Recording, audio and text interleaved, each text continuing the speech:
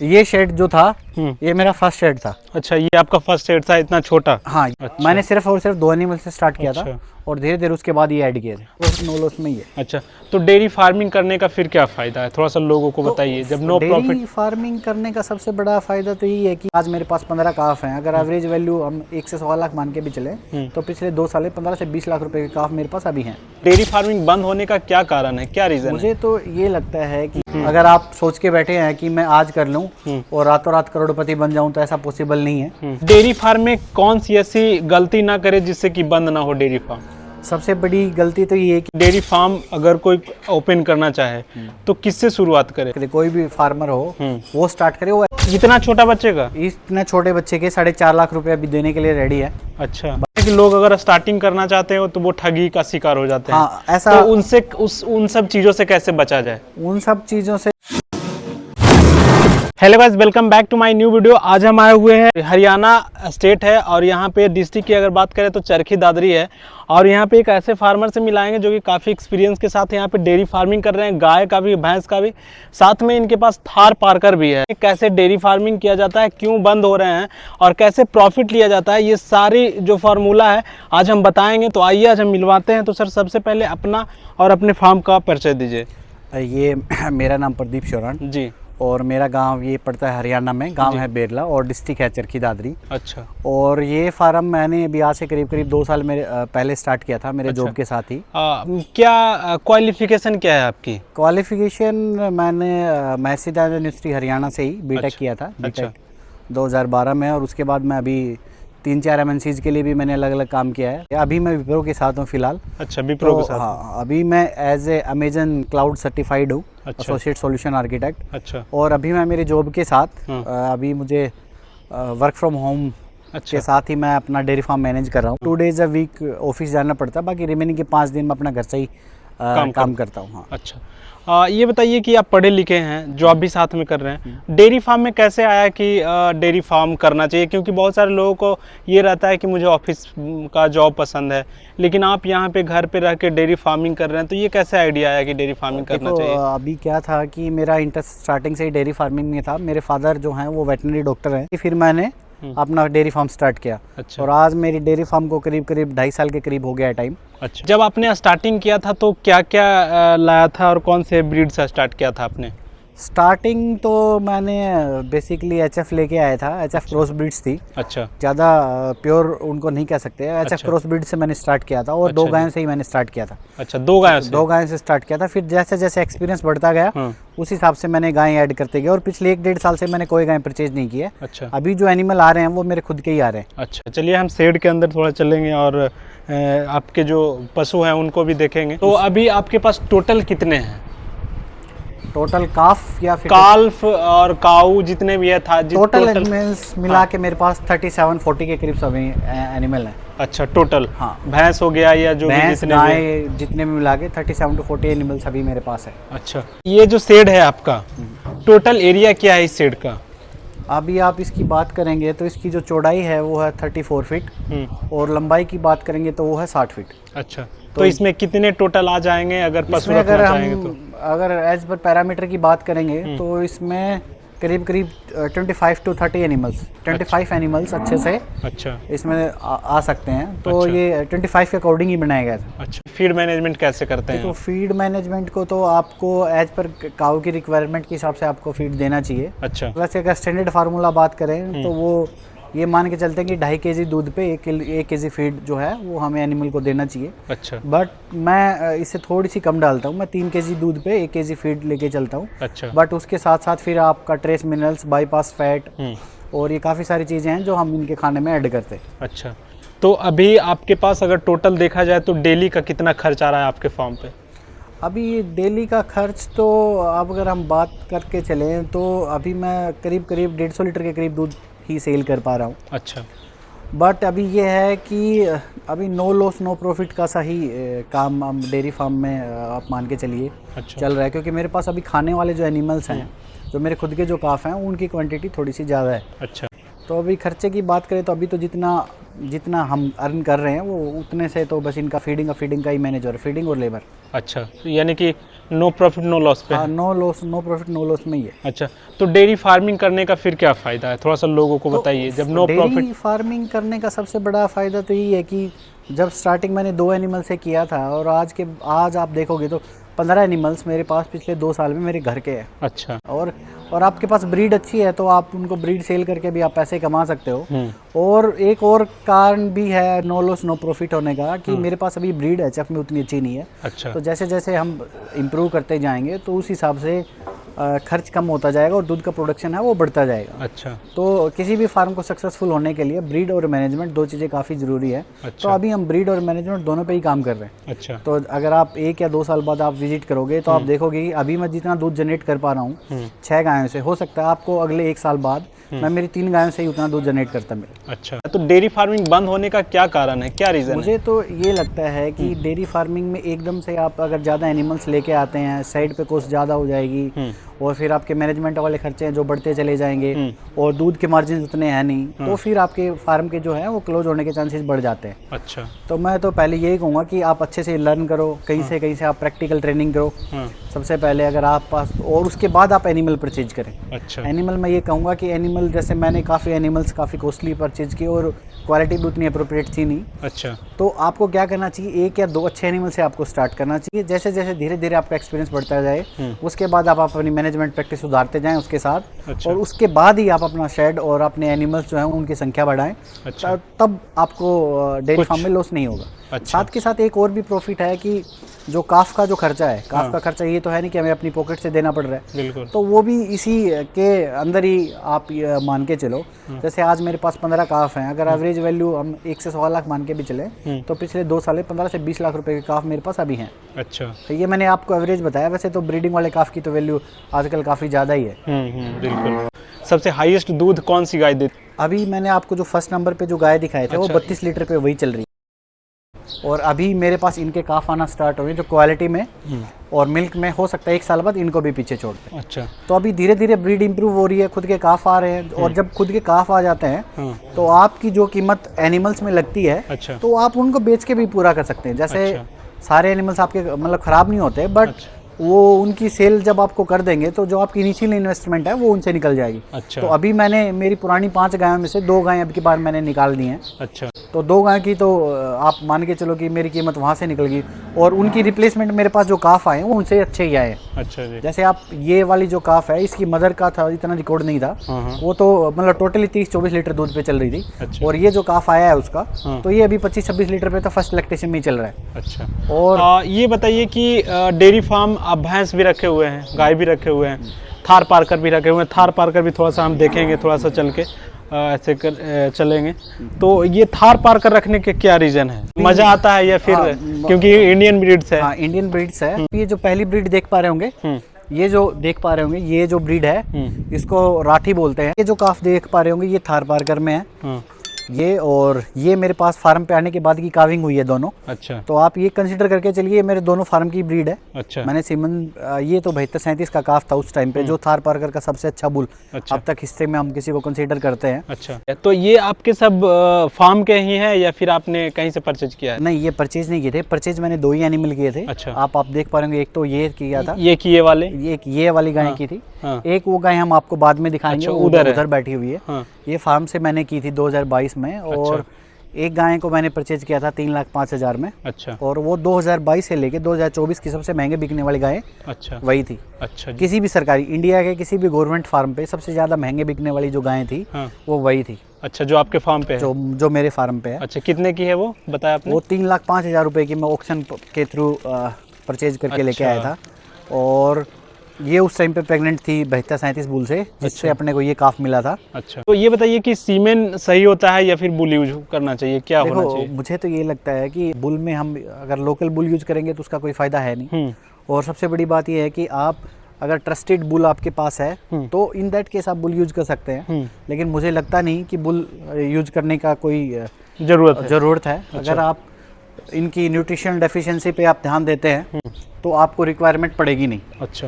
क्योंकि उसके साथ साथ ही आप इनके ट्रेस मिनरल्स आप अच्छा चलाइए। अच्छा। आप इनको हीट आइडेंटिफाई आपको अच्छे से करने आनी चाहिए। अगर आप आपकी इनकी हीट को डिटेक्ट कर सकते हैं अच्छे से, इन दैट केस फिर आपको बुल रखने की ज़रूरत नहीं है। अच्छा। या फिर अगर आपको लगता है कि आपकी कंसेप्शन इतनी अच्छी नहीं आ रही, आप उस केस में एक काम कर सकते हैं, आप किसी भी बुल का कोई भी बछड़ा किसी भी ब्रीड का लेके अच्छा। उसका कैस्ट्रेशन कर सकते हैं, यानी उसका बधियाकरण कर सकते हैं। अच्छा। और वो अपने फार्म पे रख सकते हैं। अच्छा। तो उससे आपकी क्या हेल्प होगी, वो आपको जब भी किसी एनिमल हीट में होगा वो आपको बता देगा और आप फिर उस बुल को हटा के आप एआई कर सकते हैं। अच्छा। हाँ। और भैंस भी है आपके पीछे जो मैं देख रहा हूँ, भैंस कौन सी नस्ल की है और क्या है? भैंस ये मुर्रा नस्ल की भैंस है, आप देख पा रहे होंगे। अच्छा। और इसमें से मेरी होम ब्रीड है, क्योंकि हम काफ़ी टाइम से भैंस भी रखते आ रहे हैं। अच्छा। सबसे पहले हम भैंस ही रख रहे थे। अच्छा। तो भैंस तो करीब करीब हम 20 साल से रख रहे हैं। तो भैंस पे भी हम साथ के साथ हम काम कर रहे हैं। अच्छा। तो अभी तो इन भैंस में भी मैंने कुछ एक एनिमल्स जो मेरी एक्सपेक्टेशन के अकॉर्डिंग नहीं थे वो अभी निकाल दिए हैं, और कुछ एक एनिमल्स जो हैं अभी और निकालने का प्लान है। अच्छा। तो अगर इनकम आपकी अगर नो लॉस नो प्रॉफिट में आप चल रहे हो तो भी कोई बात नहीं है।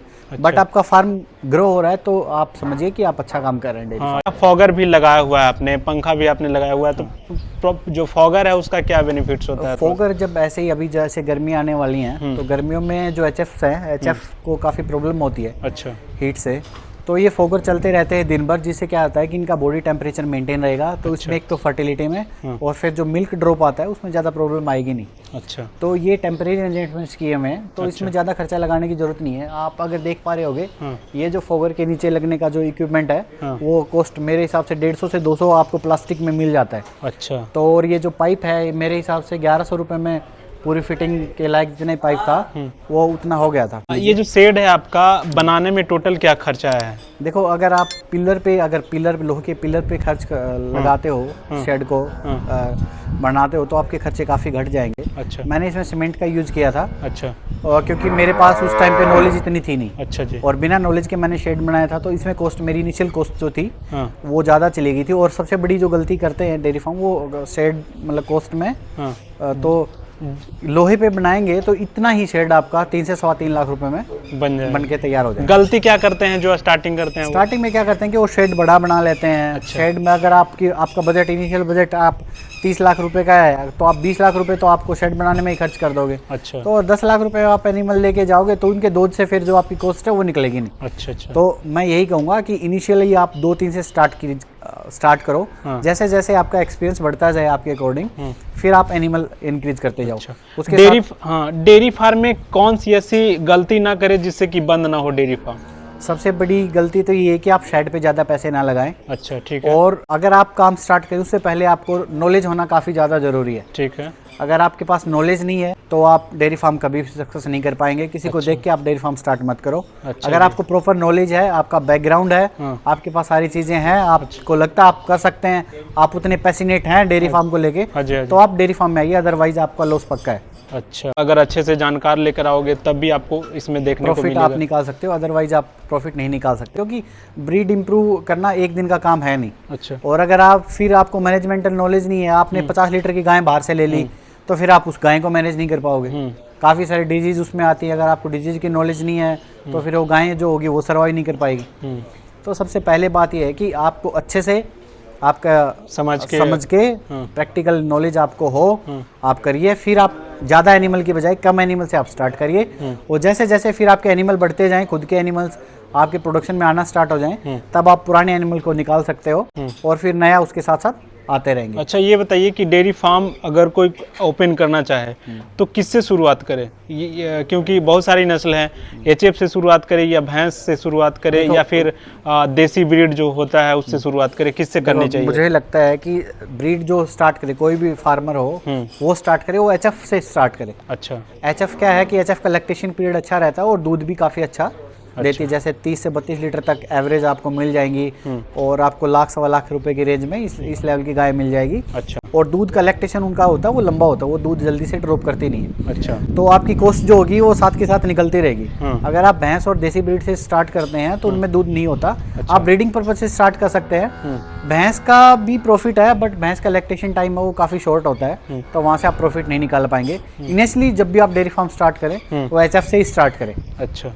जैसे मान लीजिए फॉर एग्जांपल के लिए कोई अगर भैंस से स्टार्ट करना चाहे तो कौन सी ब्रीड रखनी चाहिए उन्हें? भैंस में इंडिया में काफ़ी सारी ब्रीड हैं, बट मैं सबसे ज़्यादा मेन ब्रीड जिनको मानता हूँ जो डेयरी के हिसाब से कामयाब है, आप 3 ब्रीड मैं आपको बता देता हूँ। मुर्रा फर्स्ट पे मैं रखूंगा। अच्छा। लैक्टेशन लंबा होता है, काविंग इंटरवल कम होता है। अच्छा। उसके बाद पंजाब में नीली रावी। अच्छा। और गुजरात में बन्नी। अच्छा। ये 2-3 ब्रीड्स हैं जो लैक्टेशन पीरियड भी थोड़ा सा लंबा रहता है और दूध भी की क्वालिटी भी और क्वांटिटी अच्छी है। अच्छा, यानी कि ये सब चीज़। और गायों से अगर स्टार्ट करना चाहते हैं तो एचएफ से स्टार्ट करें? गाय में फिर आप एचएफ से स्टार्ट कीजिए। अच्छा। एचएफ ज़्यादा हाई क्वालिटी के एचएफ की तरफ आप मत जाइए, आप एचएफ क्रॉस ब्रीड्स पे जाइए। एचएफ क्रॉस ब्रीड्स में मतलब ज़्यादा क्रॉस ना हो, कि आप अच्छे फार्म्स पे विजिट करें, पहले खुद से देखें, सीखें, और जब आपकी नॉलेज ठीक हो जाए उसके बाद जब आप एनिमल देखेंगे तो आपको पता चल जाएगा कि मुझे ये गाय लेनी चाहिए कि नहीं लेनी चाहिए। अच्छा। एवरेज लैक्टेशन आप 25 से 30 लीटर के बीच में मान के चलिए, जो आपके एक्सपीरियंस के लिए भी ठीक रहेगा और आपका फार्म होगा वो भी लॉस में नहीं जाएगा। अच्छा। कहीं कहीं ऐसा भी होता है कि लोग अगर स्टार्टिंग करना चाहते हो तो वो ठगी का शिकार हो जाते हैं। हाँ, ऐसा। तो उनसे उन सब चीज़ों से कैसे बचा जाए? उन सब चीज़ों से तो देखो, अगर एक ही तरीका है, अगर आपके पास कोई ऐसा बंदा है जो पहले से उस काम को कर रहा है, अच्छा, तो या तो आप उसको साथ लेके जाएं। अच्छा। बट ये चीज़ें धीरे धीरे एक्सपीरियंस से ही आती हैं। अच्छा। और ये चीज़ें ये नहीं कि कोई नया है। हाँ। मेरे साथ भी सेम ही ऐसा हुआ था। अच्छा। तो जो वो गाय मैं स्टार्टिंग में लेके आया था वो काफ़ी कॉस्टली आ गई थी। अच्छा। और कुछ एक गायें जो थी उन्होंने उस हिसाब से परफॉर्म भी नहीं किया जिस हिसाब से परफॉर्म करना चाहिए। और सबसे पहली और सबसे बड़ी जो प्रॉब्लम आती है नए डेयरी फार्मर को, वो यही आती है कि उसको अच्छे एनिमल आप चाहेंगे परचेज करना, बट उसको मिलेंगे नहीं। हाँ, वही परेशानी होती है लोगों को। तो सबसे पहले तो इसको अवॉइड करने का सबसे अच्छा तरीका यही है कि आप खुद से नॉलेज गेन करें। और अगर आप जाते हैं फील्ड में फर्स्ट टाइम, तो किसी ऐसे बंदे को साथ लेके जाएं जिसको इस फील्ड का एक्सपीरियंस है और जो आपकी हेल्प कर सकता हो। अच्छा, यही गाय जो आपने खरीदी है? हाँ, ये गाय जो खरीदी थी उससे ज़्यादा पैसे मुझे इसके मिल रहे थे अभी 4.5 लाख। अभी इतना छोटा बच्चे का? इतने छोटे बच्चे के 4.5 लाख रुपए अभी देने के लिए रेडी है। अच्छा। बट हम इसको अभी सेल आउट नहीं करें क्योंकि अपने पास काफ अभी इतने हैं नहीं। 2022 से लेके 2024 पे किसी भी गवर्नमेंट फार्म पे, किसी भी गवर्नमेंट फार्म पे सबसे ज़्यादा महंगा बिकने वाला पशु जो था, गाय भैंस कोई भी, उसमें ये फर्स्ट नंबर पे थी। अच्छा। और इसका जो रिकॉर्ड ब्रेक हुआ है वो अभी 2025 में हुआ है। अच्छा। और 2025 में आपको यकीन नहीं होगा, 2024 दिसंबर में ही 9,25,000 रुपए की गाय हाईएस्ट प्राइस पे अब की बार गई है। कहाँ वो महाराष्ट्र में। अच्छा। गई ली है, उसकी काफ़ी सारी वीडियोस भी हैं। अच्छा, मतलब ये सेकंड पे अब आ गई है? हाँ, अब ये सेकंड पे आ गई है। अच्छा, आप लोगों को क्या सजेस्ट करना चाहते हैं, अगर आपके माध्यम से, आप अपने माध्यम से देखो, जो करना चाहते हैं, जो डेयरी फार्म करना चाहते हैं, तो मैं तो उनको यही कहूँगा कि डेयरी फार्म में आपको एकदम से मुनाफा नहीं आएगा। अगर आप सोच के बैठे हैं कि मैं आज कर लूं और रातों रात करोड़पति बन जाऊं, तो ऐसा पॉसिबल नहीं है। सबसे पहले काम अच्छा है, बट आपको प्रॉपर नॉलेज होनी चाहिए, आपके पास अच्छी गाइडेंस होनी चाहिए। जब नॉलेज और गाइडेंस दोनों होंगी, तो एक्सपीरियंस धीरे धीरे आते जाएगा, तो फार्म सक्सेसफुल भी हो जाता है। अच्छा जी। क्योंकि मैंने अभी पंजाब में काफ़ी सारे फार्मर्स ऐसे देखे हैं जो एक दिन का 4-4 हज़ार लीटर दूध प्रोड्यूस कर रहे हैं। अच्छा। स्टार्टिंग में जो शेड कैसा बनाना चाहिए लोगों को, जब लोग अगर स्टार्ट करें तो? देखो, जो आप अगर मैं मेरा स्टार्टिंग का शेड दिखाऊं, तो ये शेड जो था ये मेरा फर्स्ट शेड था। अच्छा, ये आपका फर्स्ट शेड था, इतना छोटा? हाँ, ये। अच्छा। और इसमें आप देखोगे कोई प्रॉपर अरेंजमेंट्स नहीं है। ये पाइप भी मैंने वैसे टेम्परेरी जुगाड़ से लगाए हुए हैं। अच्छा। और अभी इस साल के मेरे मुर्रा काफ से हैं। अच्छा। HLDB सीमन के। अच्छा। तो आप ये मान के चलिए कि ये 4 काफ, ये टोटल 15 से 20 एनिमल्स मेरे पास 2 साल में अपने घर के हैं। अच्छा। तो अगर आपके पास ये मान के चलिए एवरेज वैल्यू वही जो मैं आपको बता रहा था, खैर थार पारकर के काफ की तो काफ़ी ज़्यादा है, जैसे 3.5 लाख रुपए 4 लाख रुपए तक भी है। लेकिन एवरेज वैल्यू हम काउंट करें तो लाख से 1.25 लाख के हम काउंट करके चलते हैं, तब भी आपके पास 15 से 16 लाख रुपए के तो काफ़ी है। अच्छा। और इन काफ के लिए आपको पॉकेट से पे नहीं करना पड़ रहा, तो जो भी जा रहा है खर्चा निकल रहा है वो दूध से ही निकल रहा है। अच्छा। तो इम्प्रूवमेंट कोई एक दिन का प्रोसेस नहीं है, धीरे धीरे आप इम्प्रूवमेंट करते जाएंगे तो आपका फार्म भी धीरे धीरे प्रॉफिट की तरफ चलता जाएगा।